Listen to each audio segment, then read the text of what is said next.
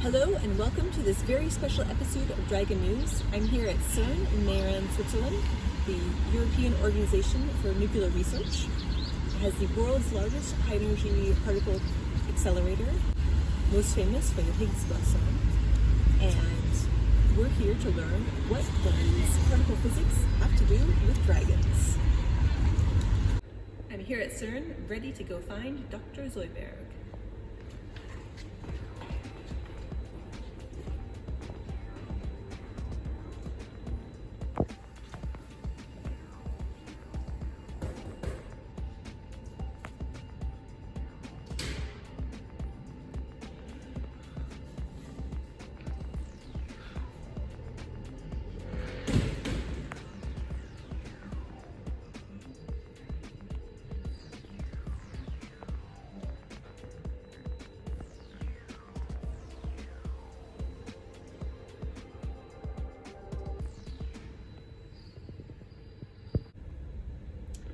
So I'd like to introduce Dr. Zoidberg, who is a researcher here at CERN. And so you're doing some work on the flying speed of dragons.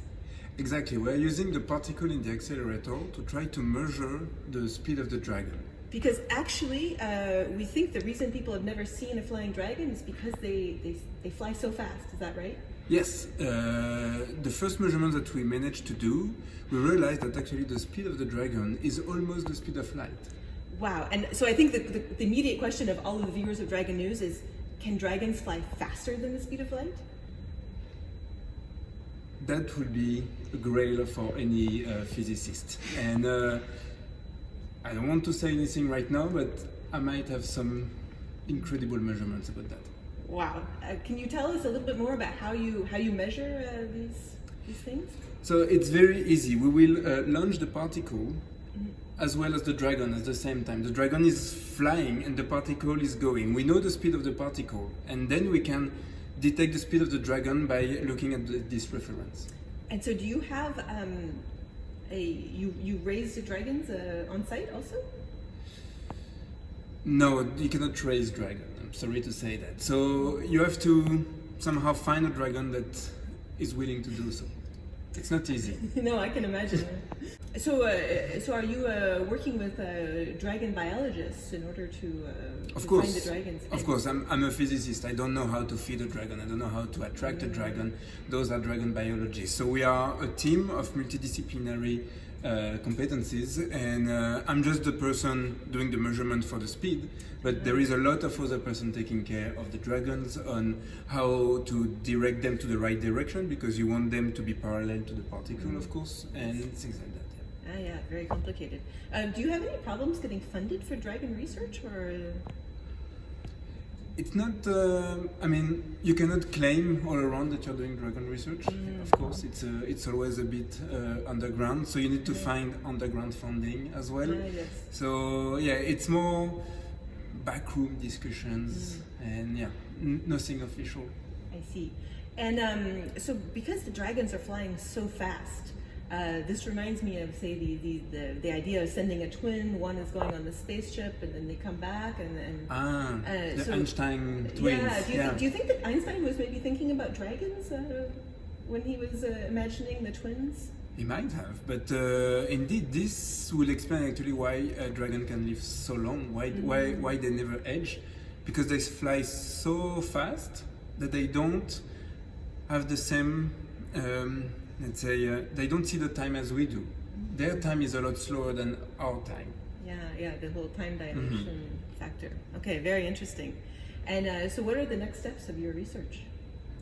Next step of my research is really to increase the accuracy of the measurement. So to be able, because now we know that the dragons are almost the speed of light, but maybe if we look at more fine tuning of this, we can manage to see that it's maybe a bit higher.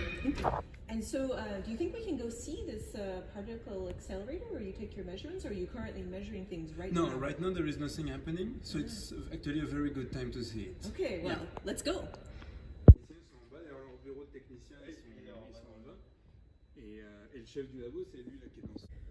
Well, here we are in the Large Hadron Collider. So how do you actually accelerate the particles? So the particles are accelerated with magnets. That's how you bend the particle, and that's how you accelerate them. So the particles are inside those tubes. Inside those tubes you have the magnet, and around all the helium to cool them down to be able to put as much current as you want. And so the particle is flying there, and in this tunnel next to it will be the flying dragon. So luckily this was dug so big underground that there's room for a dragon to fly. Yeah, it was dimensioned for it. Wow. Yeah, the particle was one thing, but from the beginning of the LHC, we knew that we wanted to do. We wanted to fly dragons inside. And so when the experiment is actually going, we know that the particle is flying inside those tubes at a certain speed, and the dragon is just next to it. And there are some sensors that will measure the time at which the dragon is coming. And so is there any risk to the dragons of the magnets? Normally the dragons, as long as we know, are not sensitive to magnetic field or anything like this. There are some risk of the dragon hitting the side of the tunnel. Sometimes they lose the direction and they can scratch because they need to always be, they can't really be flying in a straight line. It's always a curve. It's a perfect circle. And they go so fast that for them this goes very rapidly. They need to be very accurate. Hyper-focused. Exactly. And do you ever have any risk of like the dragon, I don't know, breathing fire inside the tunnel and setting off the... Well, have you heard about the first accident of the LHC? No. No? Well, it was said that some junction went malfunctioning and it burned out some connection in the LHC. That was an official reason, but it was a dragon that could not stop itself from throwing some fire. Just like it's like I imagine it's just an instinctive reaction. When you're excited about flying fast and going. Okay. Wow. Interesting. The things we find out. Well, thank you very much for thanks to showing you all of this. Be interested in this research. Yeah. We always appreciate some visitors. Yeah, it's great. It's fascinating. Well, thank you very much.